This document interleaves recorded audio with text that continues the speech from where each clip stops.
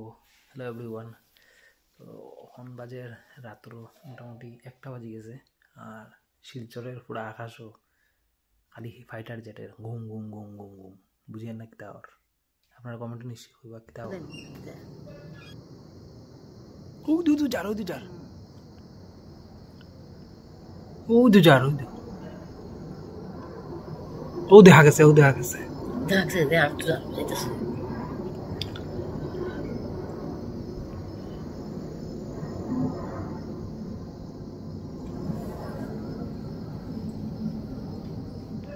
বাপরে